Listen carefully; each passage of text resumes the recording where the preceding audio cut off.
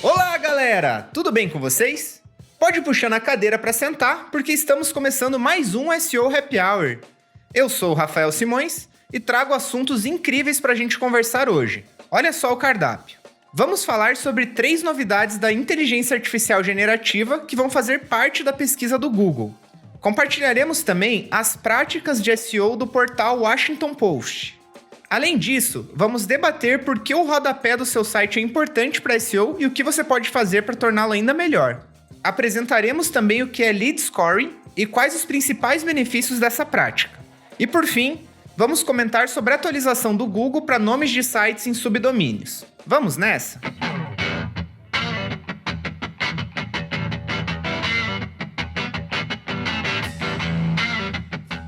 Antes da gente entrar no assunto principal, eu queria falar para você que se você gosta desse podcast, compartilhe ele com amigos e colegas da área para que essas pessoas também fiquem atualizadas sobre o universo de SEO. Não leva nem um minuto do seu tempo e faz toda a diferença para nós. Vamos começar nosso podcast então falando sobre a inteligência artificial generativa do Google. A gente já sabe que esse tipo de tecnologia é o hit do momento, e todo mundo quer se aproveitar disso. É claro que com o Google não é diferente. A empresa tem aplicado essas tecnologias em seus produtos a fim de tentar aprimorar a experiência da pesquisa das pessoas. No começo do mês de agosto, eles anunciaram 3 novidades trazidas pela implementação da inteligência artificial generativa na pesquisa do Google. E eu vou comentar sobre cada uma delas aqui com vocês. Novidade número 1. Agora a inteligência artificial generativa do Google provém de mais informações por meio de imagens e vídeos.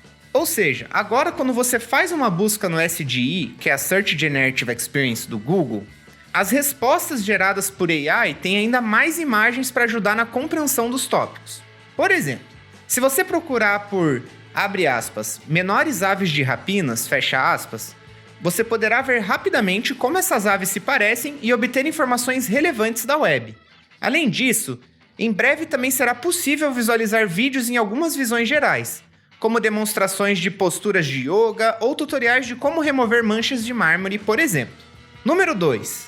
Agora as respostas da AI estão mais rápidas.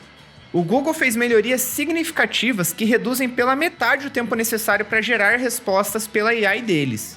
Isso significa que, ao pesquisar essas informações simples, como por exemplo, locais para almoçar nas proximidades, ou até tarefas mais complexas, como por exemplo, como melhorar seu apartamento com um orçamento limitado, você obterá respostas mais rapidamente, aproximadamente metade do tempo do que levava antes dessa atualização.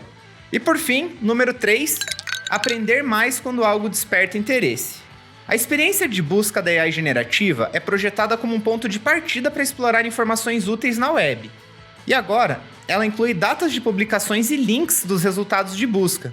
Isso ajuda as pessoas a entenderem quão recentes são as informações das páginas relacionadas à resposta que a AI está gerando. Além disso, o Google está experimentando novas maneiras de facilitar a busca por páginas que oferecem suporte a informações nas respostas geradas pela inteligência artificial. Como o SGE ainda não chegou no Brasil, a gente não consegue ver essas novidades na prática por aqui. Porém, usando uma VPN, é possível ver como que o serviço está funcionando nos Estados Unidos. Então, se você quer testar, fica a dica. Porém, se você tá ligado aqui no SEO Happy Hour, já sabe que o Bard, chatbot da AI do Google, chegou na nossa terrinha em sua versão experimental. Então assim que também chegar o SGE aqui, pode deixar que a gente vai ser o primeiro a te informar, seja aqui no podcast ou seja na nossa newsletter. E aí, o que você tá achando dessas novidades da inteligência artificial generativa por parte do Google? Você tá com medo dessa tecnologia ou você acha que ela vai ser boa? Compartilha com a gente os seus pensamentos sobre o assunto. Você sempre teve curiosidade em saber como que grandes portais fazem SEO? Pois é, o jornal norte-americano Washington Post divulgou recentemente suas melhores práticas e diretrizes de SEO. Essa página tá pública e eu vou deixar o link aqui na descrição do episódio. Então se você quiser ver todas as recomendações de SEO que eles têm para o time deles, vocês conseguem acessar esse guia que eles criaram internamente lá. No Twitter, o usuário Chris Long fez um apanhado dessas informações sobre o documento divulgado pelo jornal. As diretrizes são divididas basicamente em 4 seções. A primeira delas é o SEO on-page, a segunda, a otimização de conteúdo, a terceira, SEO técnico e a quarta, SEO off-page. Cada uma dessas seções inclui práticas recomendadas. Vamos conferir aqui algumas delas que a gente julga ser as principais. Então, o que o Washington Post recomenda para quem for criar um conteúdo lá?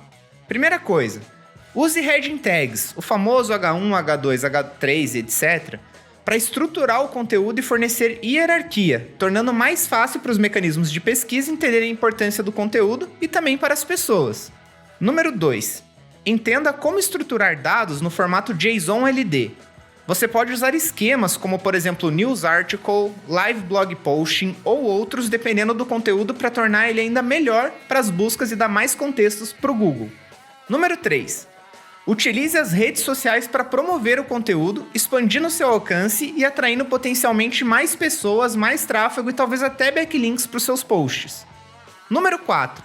Alinhado a utilizar as redes sociais, implemente meta tags de Open Graph para melhorar a forma como as páginas aparecem em compartilhamentos de redes sociais, fornecendo trechos mais ricos que atraem mais engajamento.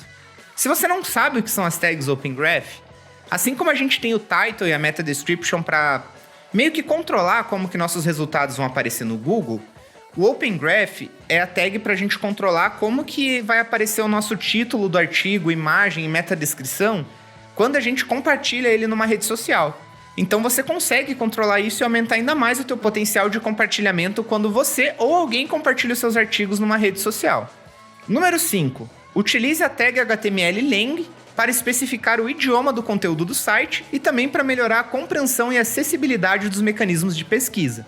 Aqui é uma preocupação maior se você tem um site bilíngue, mas mesmo assim é uma tag muito importante realmente de ser utilizada. Número 6. Otimize o caminho de renderização crítico do seu site, minimizando o número de recursos e priorizando o carregamento de conteúdos acima da dobra.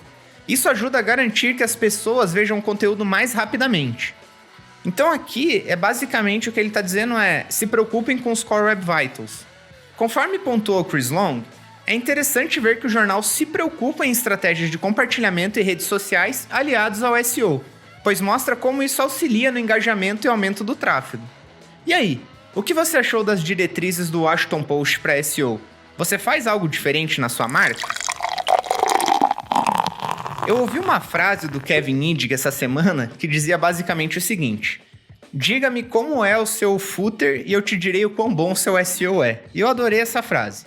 Estávamos aqui procurando pautas sobre SEO para o nosso podcast, quando nos deparamos com esse texto dele que fala sobre a importância de otimizar os rodapés, ou footer em inglês, de um site para SEO. Você já parou para pensar nisso? O Kevin faz uma comparação engraçada. Para ele, o rodapé é como se fosse o baixista de uma banda, que muitas vezes é negligenciado, mas é essencial para manter a harmonia do conjunto.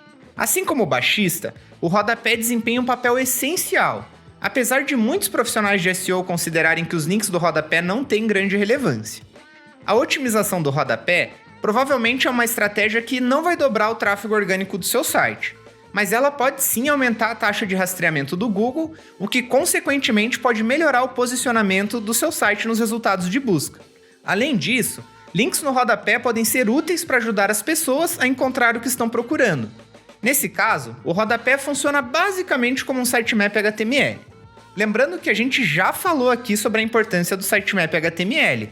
Ela tá na edição do mês 6 da newsletter, e eu também vou deixar aqui linkado na descrição o episódio do podcast que a gente fala sobre isso, que é o episódio número 12. John Mueller, que é porta-voz do Google, afirma que a Big Tech não diferencia links do rodapé de outros links no conteúdo principal. Isso contrasta com o modelo de Reasonable Surfer, que valoriza links com bases na probabilidade de serem clicados. Porém, com os últimos updates do Google, também precisamos considerar que a empresa leva em conta fatores como o comportamento das pessoas e a confiança nos links. A otimização do rodapé pode ser uma tarefa relativamente simples. Veja algumas práticas para rodapé recomendado pelo autor em seu texto. Número 1. Você precisa escolher o layout adequado para o seu rodapé. Então existem vários tipos de rodapé. O rodapé robusto, o rodapé duplo, ou uma combinação de um rodapé fino mais robusto. Você também pode usar drop-downs se você precisar reduzir o número de links visíveis. Use cabeçalhos para facilitar a leitura. E também você pode usar rodapés contextuais, que são basicamente um rodapé que muda conforme a área ou seção do site em que a pessoa se encontra. No seu rodapé, é importante linkar para páginas importantes que ainda não estão vinculadas na navegação principal, Então aqui você precisa parar e pensar. Tem alguma página que é importante para minha estratégia de SEO, que atualmente eu não estou linkando no meu menu principal, mas que eu poderia colocar ela no rodapé? Se a resposta for sim, coloque esse link lá e mensure os resultados. Uma prática muito comum que eu vejo principalmente e-commerces usando é colocar links de páginas especiais no rodapé, como por exemplo o link para LP de Black Friday ou de Dia dos Pais. Além disso, você pode usar o seu rodapé para linkar os seus principais artigos ou guias que geram receitas ou conversão. Dessa forma, você está criando um atalho para as pessoas chegarem nessas páginas mais facilmente, além de aumentar a quantidade de links internos que elas possuem. Uma outra coisa que faz super sentido você ter no seu rodapé, principalmente se o seu site for enorme, são as categorias e subcategorias, seja do seu e-commerce ou seja do seu blog.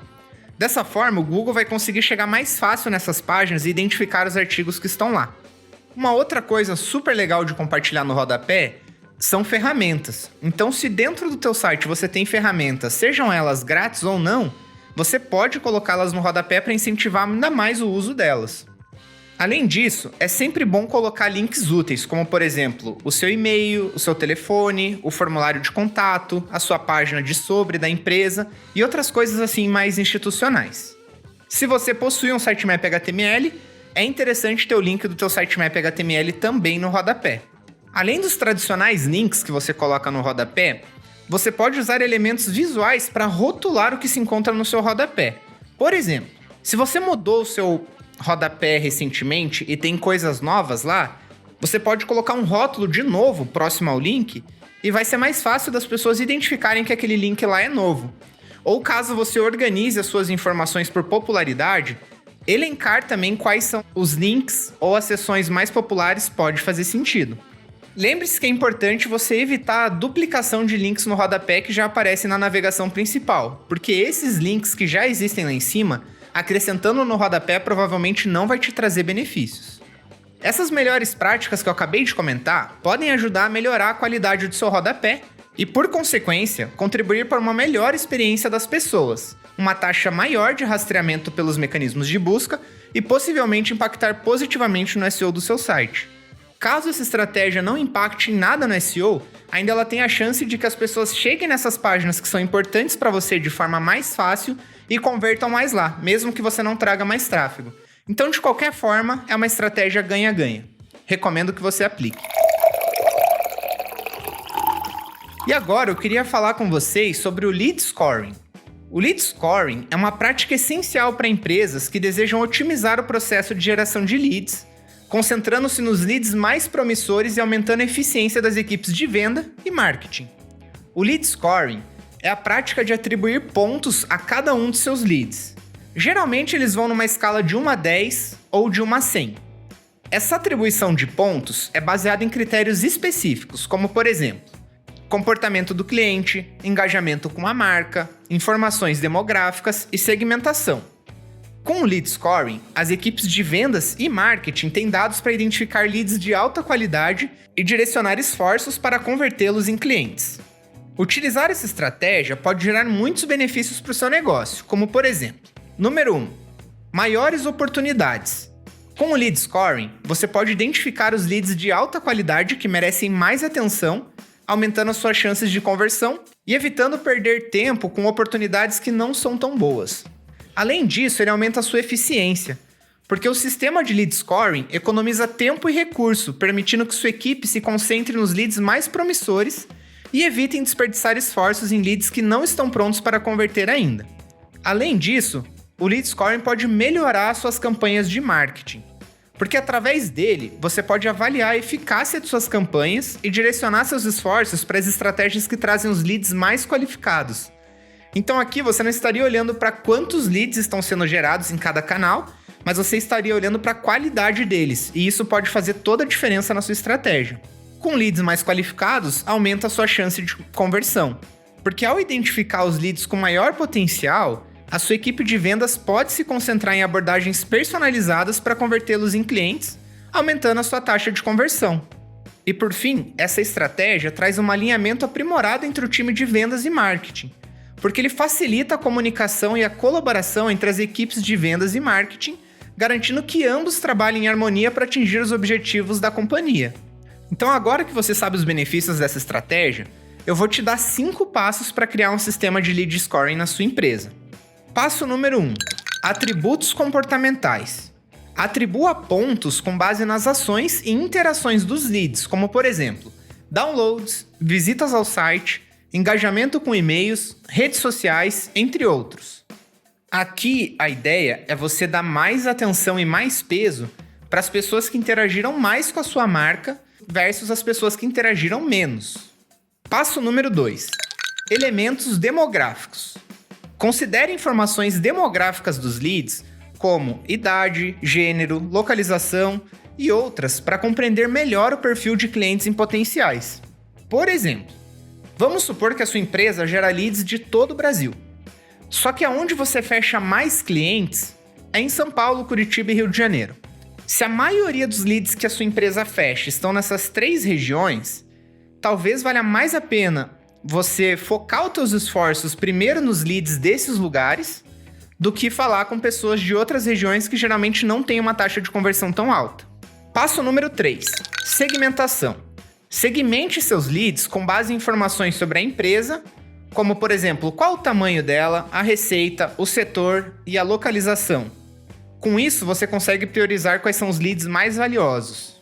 Então, por exemplo, se o seu software, o foco dele é empresas com mais de 100 colaboradores, se está entrando leads com empresa com menos de 50, talvez não valha a pena você falar com essas empresas, pelo menos não antes de ter falado com as grandes antes. Faz sentido? Passo número 4. Scoring negativo. Leve em conta ações negativas, como por exemplo, a falta de engajamento ao longo do tempo, para evitar desperdícios e recursos com leads pouco promissores. E por fim, número 5, construa um modelo de lead scoring. Você pode criar um modelo de forma manual, definindo manualmente quais são os pontos para cada critério, ou utilizar uma abordagem baseada em probabilidade ou preditiva com auxílio de algoritmos e ferramentas. A pontuação manual de leads é um modelo construído de forma manual, utilizando os critérios que acabamos de abordar. Então, por exemplo, analise quais são os atributos, os comportamentos e dados desses leads e atribua pontos a cada um deles. Tanto os pontos negativos quanto pontos positivos, de acordo com as informações que você tem daquele lead. A desvantagem do método manual é que ele leva mais tempo e é passível de erros humanos, mas ainda assim é melhor do que não ter abordagem nenhuma. Já o lead scoring baseado em probabilidade, ele segue a mesma lógica manual de pontuar os leads, mas ele incorpora planilhas e fórmulas para otimizar o processo. Ou seja, dependendo de como está estruturada a sua estratégia de links, crie uma fórmula para gerenciar seus dados e calcular a probabilidade que os leads identificados têm de se converterem em clientes. Essas probabilidades guiarão suas equipes de marketing e vendas na identificação dos clientes a serem perseguidos ativamente. E por último, a gente tem o modelo de lead scoring preditivo, que utiliza algoritmos para avaliar os leads com base em seu comportamento, semelhanças e diferenças, e atribui valores de pontos automaticamente. Ao utilizar a análise preditiva e o aprendizado de máquina, você economizará tempo e eliminará qualquer adivinhação potencial, obtendo leads melhores para suas equipes de vendas e marketing mais rapidamente. Essa última estratégia ela tende a ser a mais eficiente, mas ela também tende a ser a mais difícil de implementar, porque além de você ter os leads, você vai precisar ter o conhecimento para gerar esse tipo de estratégia e talvez até investir em tecnologia para conseguir chegar lá. Agora que você sabe quais são os tipos de lead scoring que existe, eu quero compartilhar com você 3 boas práticas para essa estratégia ser um sucesso. Então, número 1, continue sempre atualizando o seu modelo de lead scoring. O mercado e as preferências dos clientes podem mudar, o seu produto também. Portanto, é importante você sempre revisar e atualizar o seu modelo regularmente para mantê-lo sempre relevante. Número 2, defina um limite. Estabelecer um limite de pontuação que determina quando um lead está pronto para ser passado para a equipe de vendas pode otimizar a eficiência do seu time e dar agilidade no processo. Então é como se você criasse uma linha de corte e falasse assim, todos os leads que não atinjam pelo menos essa pontuação, eles não vão ir para o meu time de vendas e eles ainda vão ser trabalhados em outras etapas do funil, como por exemplo, e-mail marketing, remarketing, etc. E por fim, número 3, treine sua equipe de marketing e vendas. Garanta que a sua equipe está bem treinada para utilizar o sistema de lead scoring de forma eficaz E não só isso, mas também que eles identifiquem oportunidades e possam estar sempre melhorando esse modelo para que mais vezes vocês convertam leads em leads qualificados. Ao desenvolver um sistema de lead scoring eficiente e seguir as melhores práticas, as empresas podem sim otimizar sua eficiência, aumentar suas conversões e alinhar suas equipes de vendas e marketing para alcançar o sucesso do negócio mais facilmente. E para fechar com chave de ouro o nosso happy hour, vamos para um update do Google. Recentemente, a empresa divulgou uma atualização sobre a visualização de nomes de sites. Em maio de 2023, foi introduzido suporte para nomes de sites em subdomínios, apenas em dispositivos móveis e nas línguas inglesa, francesa, alemã e japonês. Agora o suporte a subdomínios foi estendido para todos os dispositivos dessas línguas, não só mais o celular. Além disso, o sistema de nomes de sites foi atualizado recentemente para melhorar sua capacidade de fazer seleções representativas dos sites listados nos resultados de busca. Para indicar um nome de site preferido ao Google, a melhor abordagem é utilizar dados estruturados do tipo website, conforme explicado na documentação do nome do site. A documentação também foi atualizada para encorajar o uso da propriedade Alternate Name, que permite fornecer um nome alternativo caso o nome preferido não esteja disponível. Há um problema conhecido relacionado ao nome de sites em páginas internas, onde o nome exibido na página inicial não pode ser propagado para outras páginas do mesmo site, e o Google está trabalhando para resolver essa questão. E antes de encerrar o nosso podcast, eu quero fazer um pedido para você. Se você ouve e gosta desse podcast, inscreva-se nele no canal que você mais gosta de consumir esse podcast. Então, por exemplo, se você ouve pelo Spotify, tenha certeza que você se inscreveu no podcast e, se possível, marque a opção para ser avisado quando novos episódios forem lançados. Além disso, inscreva-se também no nosso canal do YouTube. Em breve estaremos publicando vídeos sobre SEO lá, além do podcast em áudio que você já pode encontrar. Inscreva-se também na nossa newsletter para receber toda segunda-feira no seu e-mail as principais novidades sobre SEO e fique tranquilo que a gente não envia spam. E me siga e siga a SEO Happy Hour no LinkedIn, porque a gente publica conteúdo lá sobre SEO quase todos os dias. E vale lembrar também que se você precisa de ajuda com SEO para sua empresa, a SEO Happy Hour é especialista em consultoria de SEO. A gente atende empresas de todos os tamanhos e nichos, desde um pequeno blog até um grande marketplace. Então, se você está precisando de ajuda para escalar a sua estratégia de SEO, a gente pode te ajudar. Seja criando a estratégia, sendo provendo briefings de conteúdo, seja ajudando com migração de site ou de plataforma, a gente faz tudo relacionado a SEO, tá? E não estamos limitados só ao Google. A gente também faz SEO para YouTube e SEO para lojas de aplicativos. E agora sim, estamos chegando ao fim do nosso querido Happy Hour. Lembrando que se você tem alguma dúvida, crítica ou sugestão, você pode mandar para o nosso e-mail contato@seohappyhour.com. E além disso, eu vou deixar na descrição desse episódio também outros lugares que vocês podem entrar em contato com a gente. Espero que você tenha gostado do nosso Happy Hour. Um grande abraço e até a próxima. Valeu!